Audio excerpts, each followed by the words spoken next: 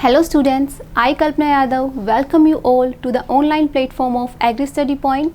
This platform is for the preparation of all the competitive examinations related to agriculture and allied sciences like horticulture, home science, veterinary and animal sciences. This is a startup initiated by the postgraduate students of Chaudhary Charan Singh Haryana Agriculture University Hisar, Lala Lajpat Rai University of Veterinary and Animal Sciences Hisar, Maharana Pratap Horticulture University Karnal to provide the quality education in the field of agriculture and allied sciences.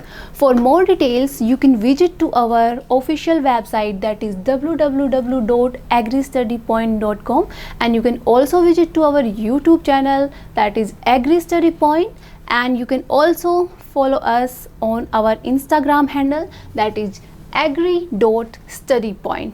So friends, हमने अपनी previous video में seed production technology तक cover किया था। बाकी का जो remaining part है वो हम अपनी आज की वीडियो में कवर करेंगे। तो सबसे पहले हम बात करते हैं टेम्परेचर की। सो जनरली हमने देखा कैरेट क्या है, हमारी कूल सीजन क्रॉप है। So it is adapted to cool climate but generally restricted to region with low rainfall during summer and early autumn. जब समर होती है और जब अर्ली ऑटम का समय होता है तो कैरेट सिर्फ उन्हीं हिस्सों में मिलती है जहाँ पे रेनफॉल कम होता है। नेक्स्ट हम बात करें कि ऑप्टिमम टेम्परेचर रूट फॉर्मेशन के लिए कैरेट को कितना चाहिए। तो रूट फॉर्मेशन के लिए इसको चाहिए 18 से 22 डिग्री सेल्सियस। आगे बात करें इसकी सीड जर्मिनेशन के लिए इसको ऑप्टिमम टेम्परेचर कितना चाहिए। तो सीड जर्मिनेशन के लिए है 7.2 टू 23.9 डिग्री सेल्सियस। उसके बाद best temperature for growth and orange root colour development. So growth के लिए और ऑरेंज रूट कलर डेवलपमेंट के लिए टेम्परेचर है 15.6 to 21.1 degree Celsius. So next बात करें, जो टेम्परेट टाइप कल्टीवर्स होते हैं उनको क्या चाहिए, एक चिलिंग टेम्परेचर चाहिए। हमने पढ़ा था कि इसको एक वर्नलाइजेशन इसका पीरियड होता है, इसमें हम एक लो टेम्परेचर स्टिमुलस प्रोवाइड करते हैं जिसके कारण इसके अंदर फ्लावरिंग होती है। अगर ये टेम्परेचर इसको प्रोवाइड नहीं किया गया तो इसके अंदर फ्लावरिंग नहीं होगी और ये सीड प्रोड्यूस नहीं करती हैं। तो लगभग 4.8 से लेकर 10 डिग्री सेल्सियस की रेंज होती है टेम्परेचर की, और इसको 4 से 6 वीक्स के लिए या फिर 2 मंथ्स के लिए इसको हम ये टेम्परेचर प्रोवाइड करते हैं, तब जाके इसके अंदर फ्लावरिंग होती है और सीड प्रोडक्शन होता है। फिर बात करें जो प्लांट्स कंटिन्यूसली एक टेम्परेचर रेंज में ग्रो कर रहे हैं जो कि है 21.1 से 26.7 डिग्री, तो इस रेंज के अंदर अगर कंटिन्यूसली कोई प्लांट ग्रो कर रहा है तो ये प्लांट क्या है, फ्लोरल प्राइमोर्डियल डेवलप नहीं करेंगे। सो इनके अंदर फ्लावरिंग नहीं होगी अगर ये इस टेम्परेचर पर कंटिन्यूसली ग्रो कर रहे हैं तो। अब नेक्स्ट इसमें हम देखें सॉइल किस टाइप की चाहिए। सो जनरली इसमें डीप सैंडी लोम या फिर लोमी सॉइल प्रीफर करते हैं। मेनली ये रूट्स हैं, रूट को अच्छे से ग्रो करने के लिए हम जनरली लाइट सॉइल्स ही अच्छी होंगी। तो इसके अंदर सैंडी लोम सॉइल। अगर अर्ली क्रॉप हमें चाहिए तो उसके लिए हम सैंडी लोम सॉइल ज़्यादा प्रीफर करते हैं, और हायर यील्ड के लिए हम सिल्ट लोम सॉइल को प्रीफर करते हैं। पीएच की बात करें तो पीएच इसके अंदर होता है 6.5। ये था सॉइल के बारे में। नेक्स्ट इसमें देखें, नेक्स्ट है शोइंग टाइम कि शोइंग कब कब करते हैं।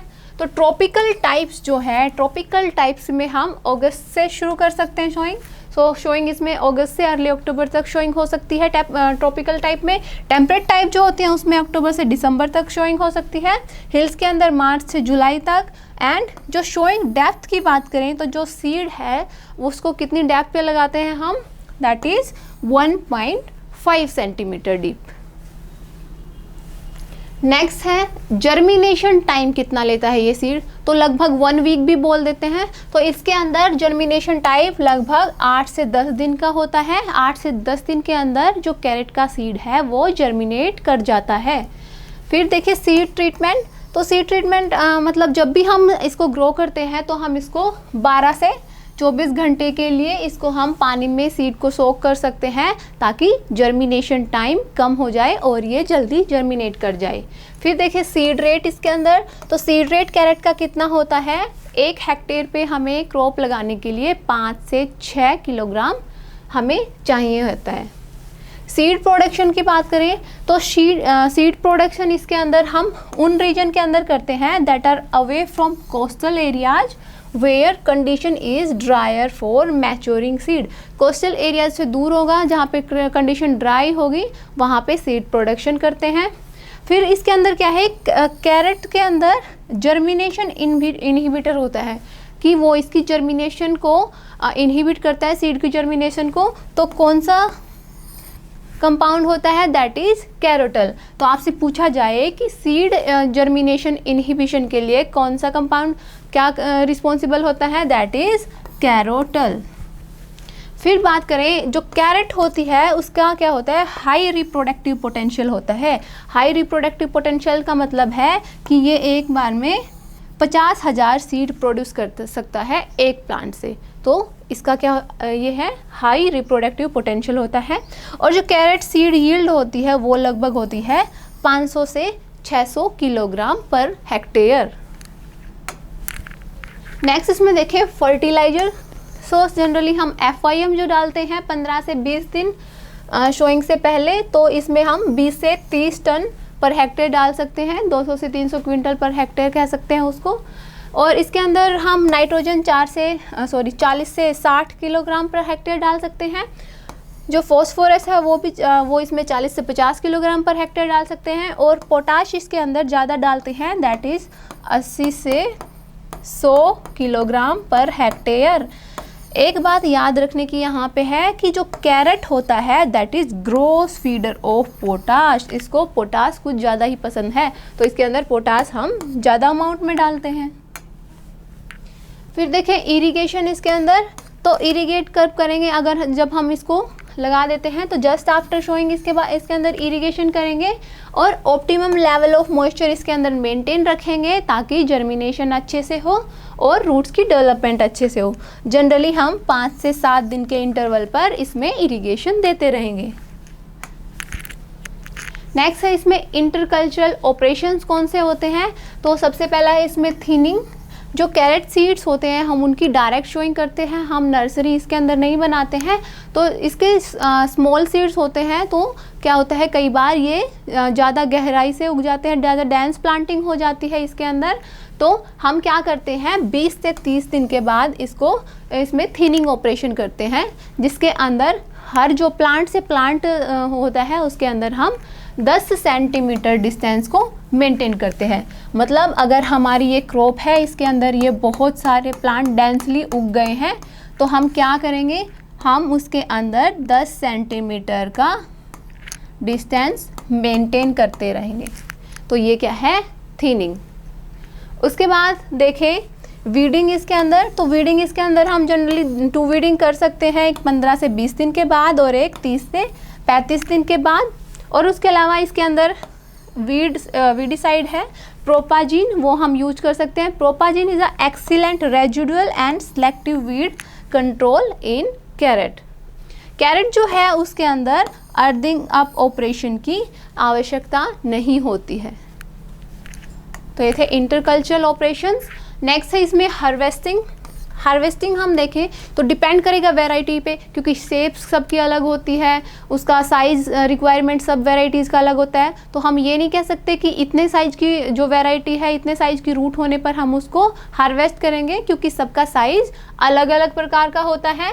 तो it depends on the variety and the size of the root can not be taken as a reliable criteria to harvest the crop and it ready for harvesting. ये harvesting के लिए लगभग 65 से 85 दिन के बीच में तैयार हो जाती है। ये डिपेंड करता है वैरायटी के ऊपर। सो अब देखिए डेवलपमेंट कैसे होता है कैरेट का। सो टिपिकल डेवलपमेंट सबसे पहले 10 दिन के अंदर ये इतना ग्रो करता है, इसकी जर्मिनेशन हो जाती है। फिर 20 डेज़ के बाद इसमें इतनी डेवलपमेंट होती है। फिर 30 डेज़ के बाद, 45 डेज़ के बाद ये इस टाइप का हो जाता है। 60 डेज़ के बाद ये लगभग मैच्योरिटी की तरफ बढ़ने लगता है और लगभग 75 डेज में हमें अपने प्रॉपर रूट्स मिल जाते हैं। तो हमने देखा हार्वेस्टिंग कब कर सकते हैं, 65 से 85 डेज़ के बीच। तो ये डिपेंड करेगा वैरायटी पे। तो ये जैसे लगभग 75 डेज एवरेज लेके देखें तो ये रूट्स हमारी तब तक पूरी प्रॉपर हार्वेस्टिंग के लिए तैयार हो जाती हैं। नेक्स्ट है इसमें यील्ड की बात करें तो हमने सबसे पहले जो क्लासिफिकेशन पढ़ा था उसमें देखा था कि जो टेम्परेट टाइप वैरायटी है वो यील्ड कम देती हैं और जो ट्रॉपिकल टाइप वैरायटी है वो यील्ड ज़्यादा देती हैं। तो टेम्परेट में जो है वो क्या है, पुअर यील्डर है, तो इनकी जो यील्ड है वो लगभग 100 से 150 क्विंटल पर हेक्टेयर होती है, 10 से 15 टन पर हेक्टेयर कह सकते हैं। जो ट्रॉपिकल टाइप है उनके अंदर ये होती है 250 से 300 क्विंटल पर हेक्टेयर।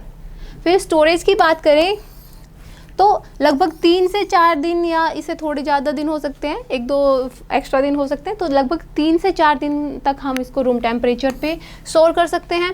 और एट 0 से 4.4 degree Celsius with 93 to 95% relative humidity के साथ इसको हम 6 महीने तक स्टोर कर सकते हैं। तो ये था इसका स्टोरेज टेम्परेचर कि किस टेम्परेचर पे हम इसको स्टोर कर सकते हैं। नेक्स्ट आते हैं हमारे फिजियोलॉजिकल डिसऑर्डर्स। कैरेट में कौन कौन से फिजियोलॉजिकल डिसऑर्डर्स मिलते हैं?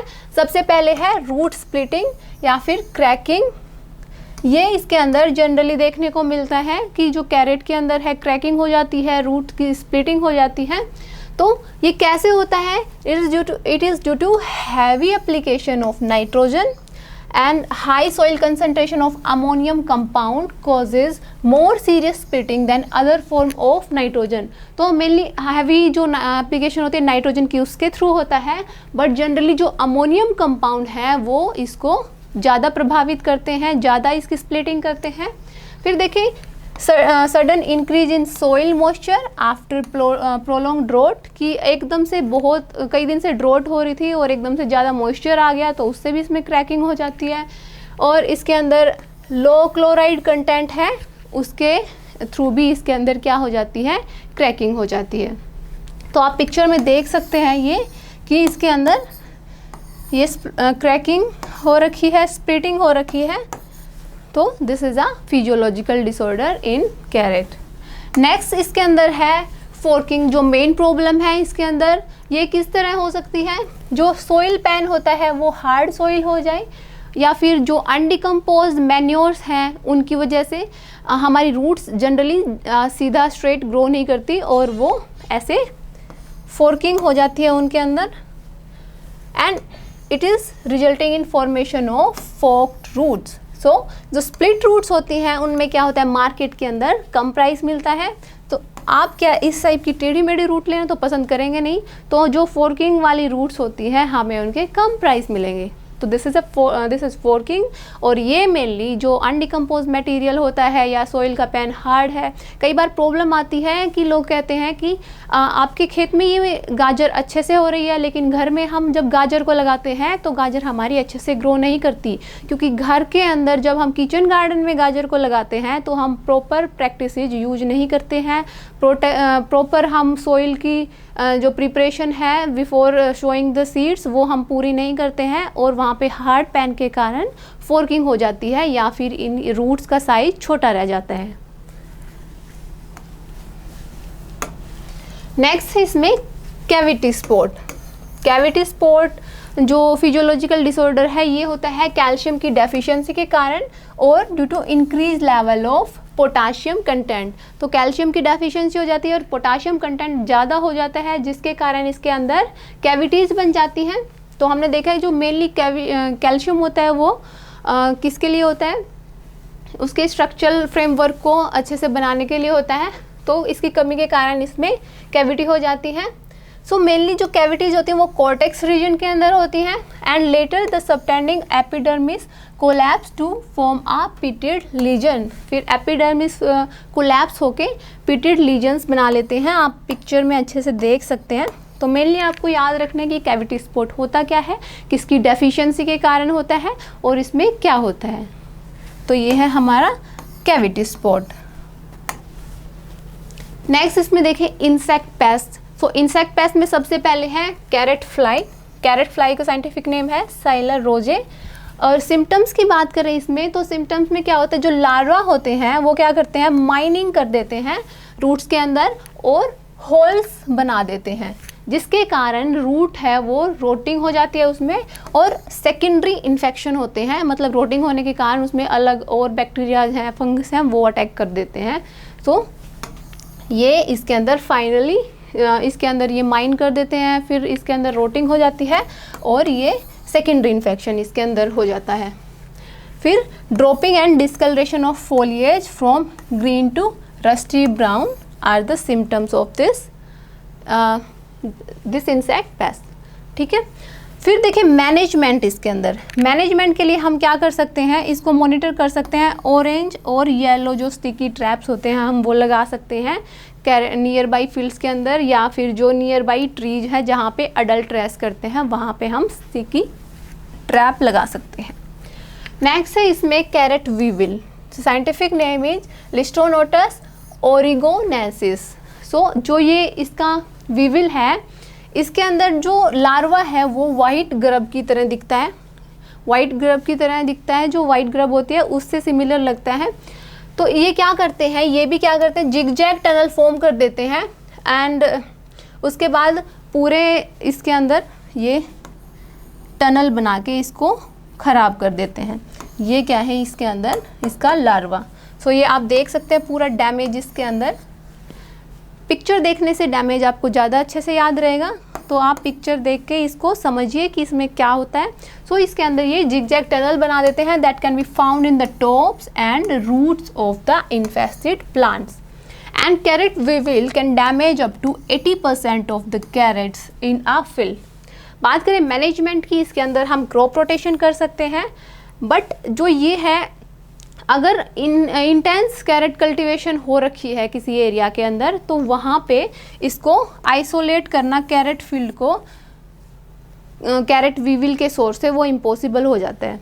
सो it is almost impossible to isolate a carrot field from a source of carrot weevil in areas of intense carrot cultivation and no resistant और tolerance of carrot varieties to carrot weevil has been documented. मतलब किसी भी variety के अंदर इससे resistance या tolerance अभी तक नहीं पाई गई है।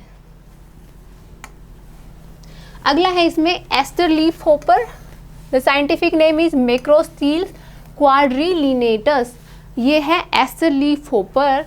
ये क्या करता है, लीफ होपर जनरली क्या करते हैं, लीफ होपर जो सेल का सैप होता है उसको सक कर लेते हैं और येलोइंग ऑफ लीव्स करते हैं। तो आप देख सकते हैं ये पूरे लीव्स को ये ख़राब कर देते हैं, जिससे क्या होता है कि जो रूट्स हैं उनकी डेवलपमेंट भी ठीक से नहीं हो पाती है।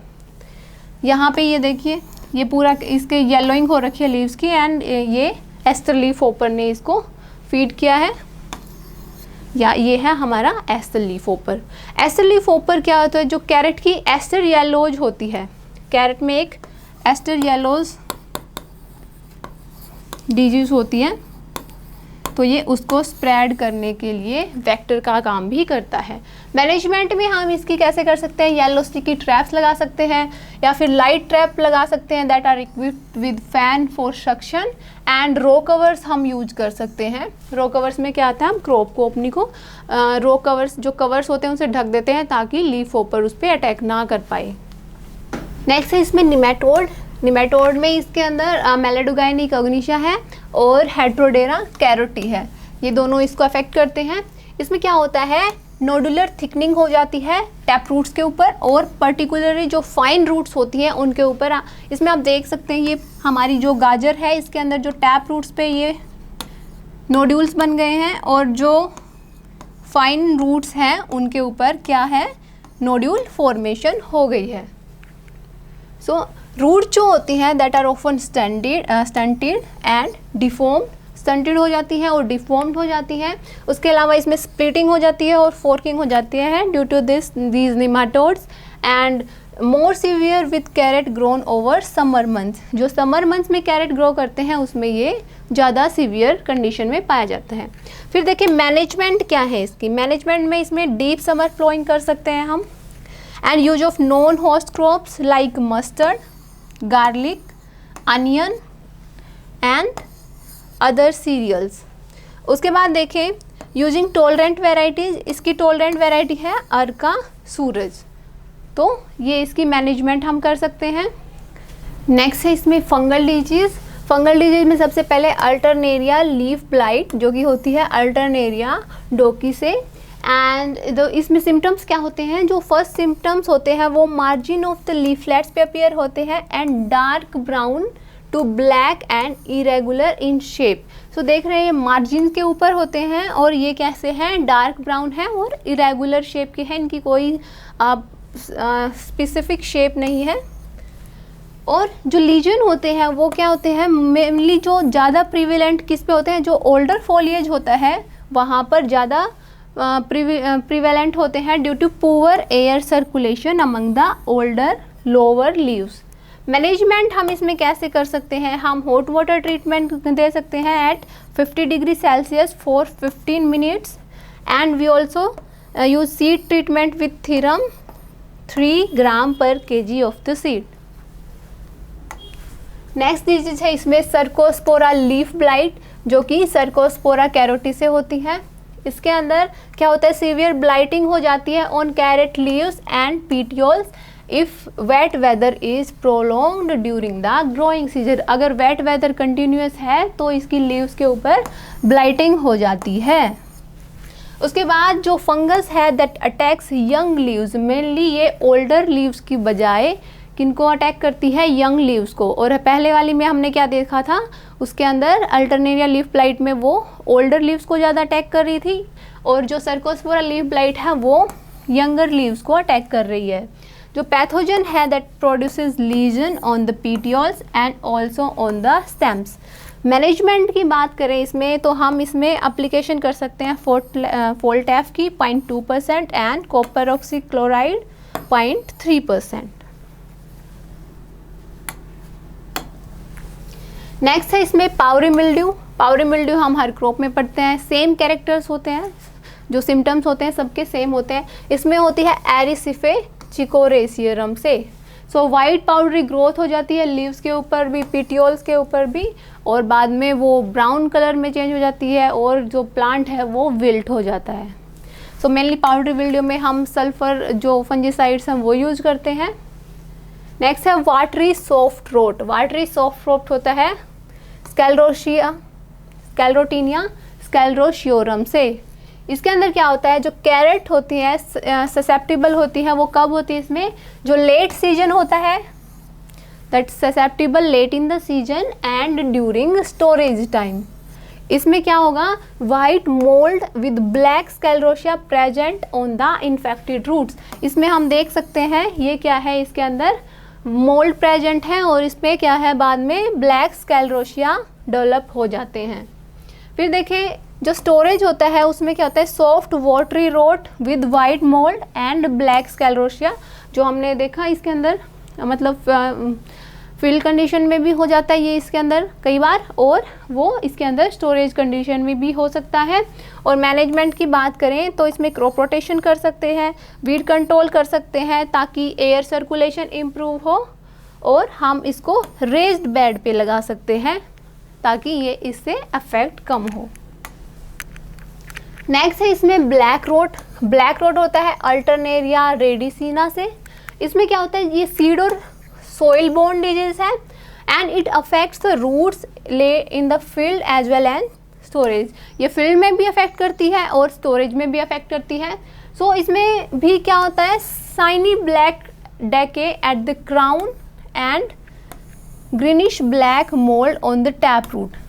सो यहाँ पे देख सकते हैं ये पूरी ब्लैक इसको रोट क्यों बोला गया है, क्योंकि ये ग्रीनिश मोल्ड है इस पूरी टैप रूट के ऊपर और क्राउन के ऊपर भी इसके अंदर ब्लैक डेके हो रखा है। फिर बात करें इसके अंदर जो इन्फेक्टेड टिश्यू होता है that is greenish black to jet black due to presence of mass of black spores. Management इसमें देखें हम तो मैनेजमेंट के लिए the root surface should be kept dry and stored at 0 degree Celsius with 95% relative humidity. तो जो surface है उसको हमें ड्राई रखना चाहिए ताकि ये डिजीज़ कम हो। नेक्स्ट है इसमें बैक्टीरियल डिजीज़। बैक्टीरियल डिजीज़ में है bacterial soft rot and it is cause due to Erwinia carotovora pathovar carotovora and Erwinia carotovora pathovar atroseptica. इसमें सिम्टम कैसे होते हैं, ये it is occur only mainly in soil condition are wet, तब होगी जब सॉइल कंडीशन वेट है and storage condition वो है पुअर, मतलब स्टोरेज कंडीशन अच्छे से वेंटिलेशन नहीं है और वहाँ पे इसके अंदर क्या होगा, ये बैक्टीरिया अटैक करता है, जिससे क्या होगा, soft water soaked and irregular lesion appear on the roots. So इसमें एंटायर प्लांट विल्ट हो जाएगा एंड कंप्लीट रोटिंग हो जाती है रूट्स की, एंड फोल ओडोर जो है वो डेकेड रूट से आती है, मतलब गंदी सी स्मेल आती है ये डेके होने के बाद। तो ये देख सकते हैं आप वाटर सोक्ड लीजन इसके अंदर किस प्रकार से डेवलप हो रखे हैं, this is due to bacterial infection. Next है इसमें viral disease, that is carrot aster yellows and it is caused by mycoplasma like organism, और कह सकते हैं हम it is caused by phytoplasma and disseminated by aster leaf hopper, that is macrostyles phytoplasma, or mainly spread by 6 spotted leaf hopper, that is macrostyles falciformes।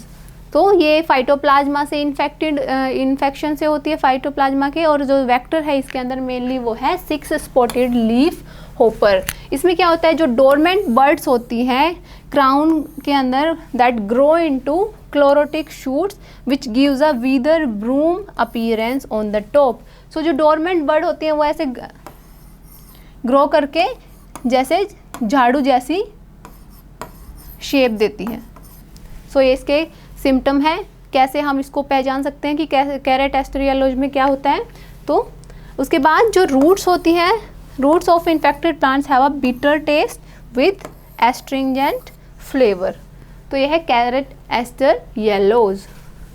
तो अधिक जानकारी के लिए आप जा सकते हैं हमारी official website that is www.agristudypoint.com, और आप अपने सुझाव और टिप्पणियाँ हमें भेज सकते हैं हमारे Gmail ID that is agristudypoint1@gmail.com, और आप हमसे जुड़ सकते हैं हमारे कॉन्टैक्ट नंबर के द्वारा भी, जो कि आपको स्क्रीन पर दिखाया गया है। धन्यवाद।